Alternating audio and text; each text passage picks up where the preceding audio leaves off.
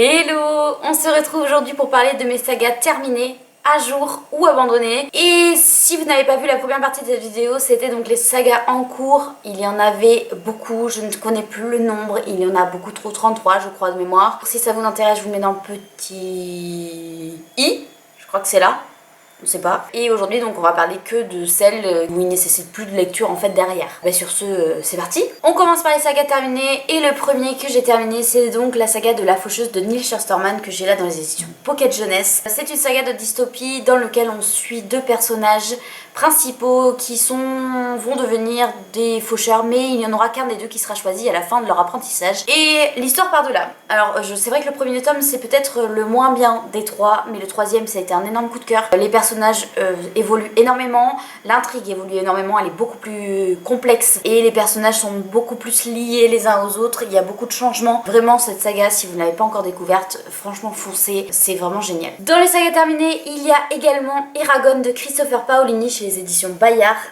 Donc j'ai commencé et terminé cette quadrologie, je sais pas comment on dit.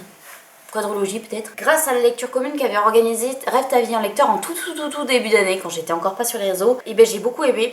Vraiment c'était une saga que j'avais pas découverte quand j'étais petite et finalement le découvrir adulte c'est sympa. Il y a des tomes qui sont un peu moins bien, il y a des longueurs, vraiment il faut prendre le temps de lire cette lecture là, faut pas s'attendre à un rythme effréné tout le long du bouquin, mais il y a des passages où c'est beaucoup plus rythmé et franchement j'ai beaucoup aimé. Et donc il y a Murtagh, je sais jamais comment on le dit, Murtagh qui vient de sortir chez Bayard et donc je vais foncer dessus dès que j'aurai l'occasion. Par contre en fait il faut pas mettre ses doigts sur le doré sinon le titre disparaît. C'était une saga que j'ai beaucoup appréciée. Donc voilà, ça fait partie de mes sagas terminées de cette année. Ensuite, j'ai terminé Les Mondes des Weyland de Bière Bottero qui a été publié chez Rajo. C'est vrai que cette saga, je l'ai un peu poussée du début à la fin, même depuis le début en fait, parce que j'ai lu La Quête des Weyland d'abord.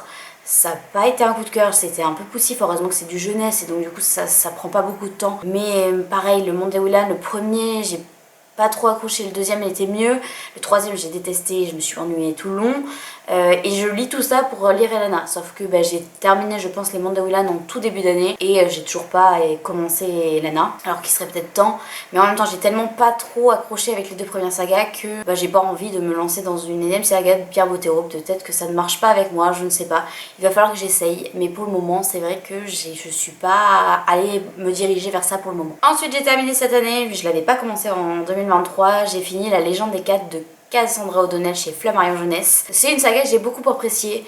Je l'ai lue quand je lisais encore beaucoup de jeunesse au début, donc j'avais vraiment accroché au premier tome, aussi au deuxième tome, et après c'est vrai que je me suis beaucoup éloignée de la jeunesse, je suis plus passée young adulte, et du coup ça m'a moins plu, même si l'histoire est vraiment chouette etc, ça m'a moins plu, mais en tout cas voilà, c'est lu. J'ai fini également cette année H Princess, j'avais lu les deux premiers tomes, et je pense il y a 3-4 ans, et j'ai lu le dernier. En fait il y avait trop de temps qui se sont écoulés entre les deux premiers tomes et le dernier, et du coup j'ai un peu subi ce dernier tome.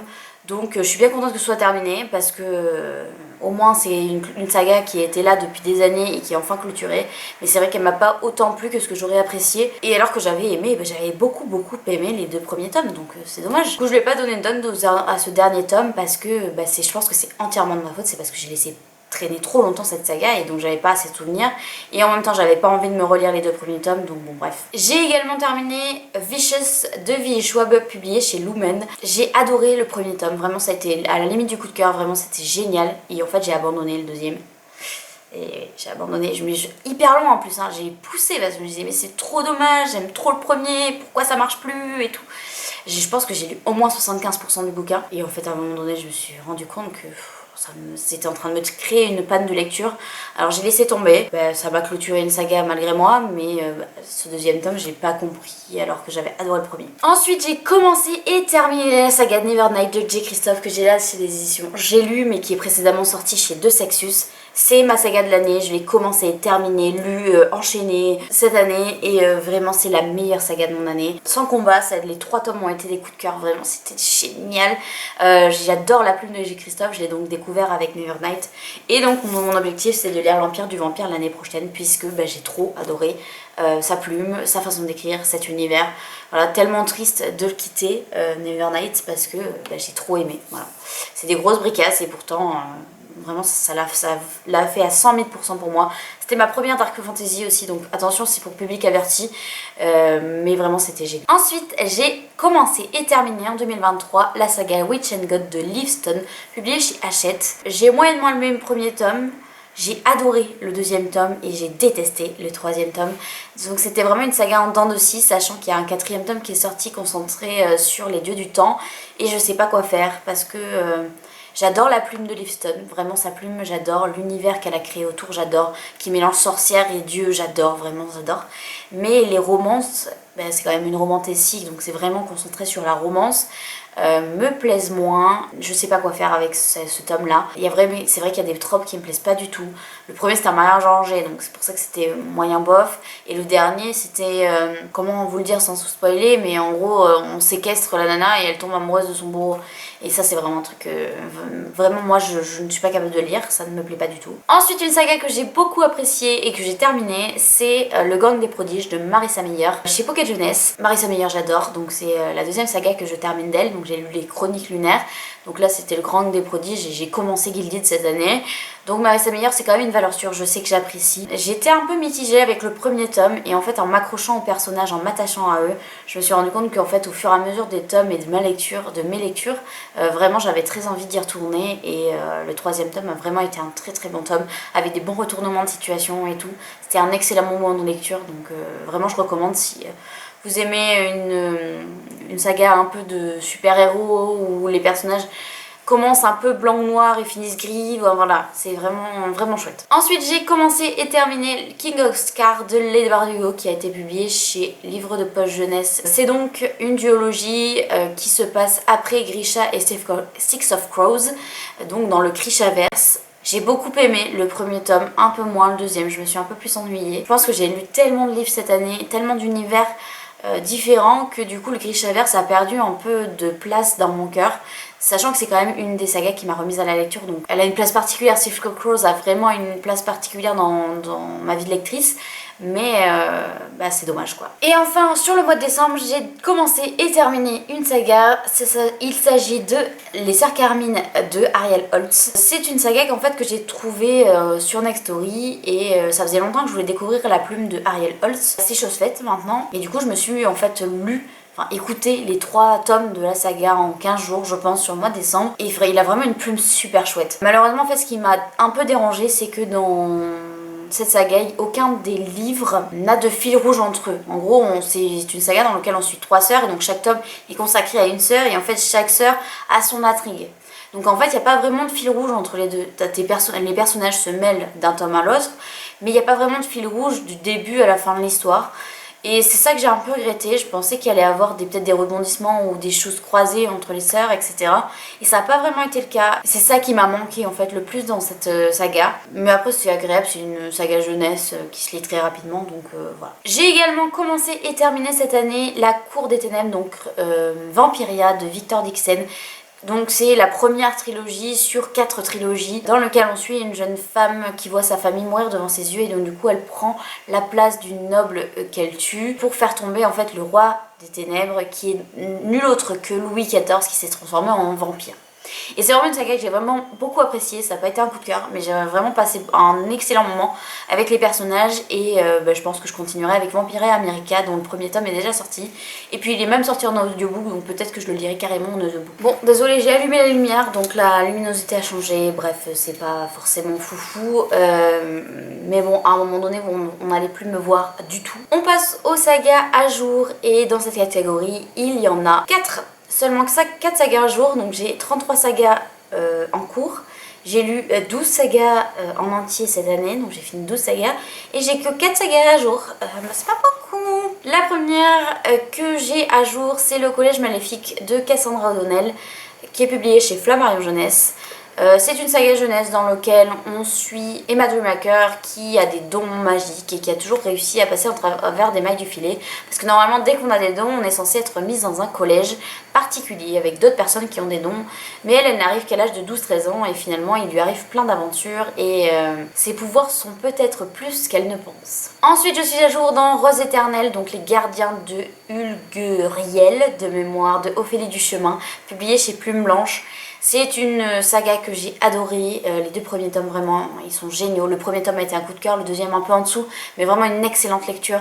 J'attends Fil d'or, donc le 3e tome, avec tellement d'impatience. Et je sais plus s'il sort en février ou en mars, mais ça c'est vrai que c'est une sortie que j'attends énormément. J'ai trop hâte. Ce sont des réécritures de contes, donc Les Roses éternelles c'est sur La Belle et la Bête. Murmure de l'océan, c'est sur La Petite Sirène. Et donc Fil d'or, forcément, c'est sur Réponse. Et j'ai trop hâte, trop hâte. Il y a un fil rouge, un léger fil rouge entre chaque tome. Chaque tome se suit en lui-même en soi. Mais vraiment j'adore. Ensuite dans les sagas à jour en français, bon là je triche un peu parce qu'en soi je les lis en VO. Et dans leur VO la saga est terminée, mais je triche un petit peu. Il y a The Prison Healer de Liliana Noni qui est publié chez Hachette en français, donc les 2 premiers tomes sont sortis. J'ai lu ces 2 premiers tomes que j'ai adoré, vraiment c'est une saga que j'adore.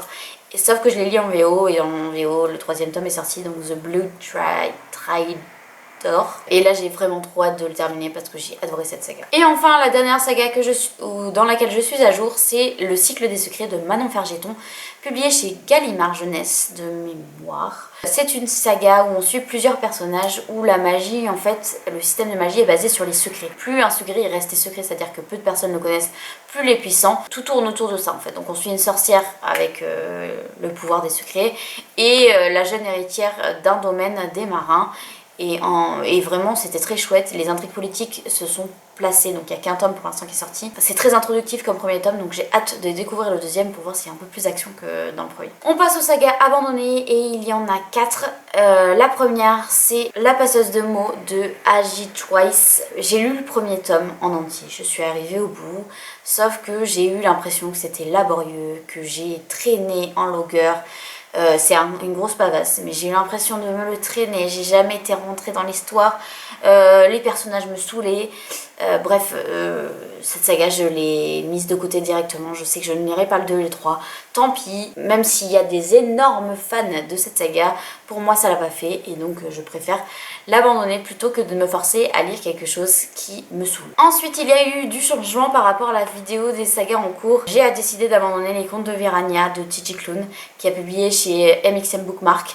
J'ai lu le premier tome, c'était un peu laborieux dans le sens où il y avait énormément de blagues sous la ceinture et c'était trop pour moi, vraiment trop. Mais derrière l'histoire, il y avait quelque chose de très touchant, de très poignant. Le personnage principal se cache en fait derrière ces blagues très salaces. Et en fait je pensais que ça allait s'arrêter avec le 2e tome, sauf que je l'ai commencé et finalement il y a autant de blagues sous la ceinture et j'ai l'impression de retrouver la surface bien graveleuse du personnage principal qu'on avait au tout début du premier tome et ça me saoule, voilà. C'est pas ça que j'aime lire chez DJ Clown, j'aime plutôt ces personnages, par exemple dans La Maison au milieu de la mer Céruléenne, je vais y arriver, ces personnages sont assez doux, même s'ils ont des traumas et tout, ils sont durs et tout, là c'est que des blagues sous la ceinture, en vrai il n'y aurait pas ça, je pense que j'adorerais ce bouquin, j'adorerais l'histoire, mais là c'est trop, donc j'ai décidé de l'abandonner. Ensuite j'ai abandonné Entre terre et ciel, donc la duologie de Rebecca Roanhouse chez Brajlon parce que j'ai pas réussi à accrocher. C'est donc une réécriture mythologique latine je crois. Et en fait dès le premier tome on te met clairement dans l'ambiance, il y a un gros scène de torture, enfin c'est un peu gore quoi, enfin voilà. Et après il y a énormément de personnages, énormément de lieux différents, on nous balade d'un endroit à l'autre et en fait ça m'a perdu. Pour bien faire il faudrait que je recommence le livre depuis le début mais ça m'a pas convaincu une première fois donc je pense que je vais passer à la suite, il y a d'autres livres qui me plairont un peu plus. Et enfin la dernière saga que j'ai abandonnée, c'est parce que j'ai aussi abandonné le premier tome, c'est Les Libraires Gauchers de Londres de Garth Nix. Cette saga je l'ai abandonnée parce que je n'y voyais pas l'intérêt, je me suis ennuyée tout du long, je pense que j'ai lu au moins 40% et je me suis ennuyée tout du long mais vraiment ça tournait en rond, on allait voir un personnage peu à l'autre juste pour aller chercher son père en plus, mais ça m'a perdu complètement donc j'ai décidé de l'abandonner et je préfère ça que de me forcer. Bref voilà, je vous ai montré toutes mes lectures de cette année, enfin toutes les sagas où je n'ai plus de tomes à lire. J'espère que ça vous a plu, dites-moi combien de sagas à jour ou terminées vous avez terminé cette année, ça m'intéresse grandement parce que je veux voir si je suis vraiment nulle pour terminer le saga ou si je suis pas seule dans cette histoire. Soutenez-moi. Sur ce, je vous souhaite une excellente semaine et surtout prenez soin de vous.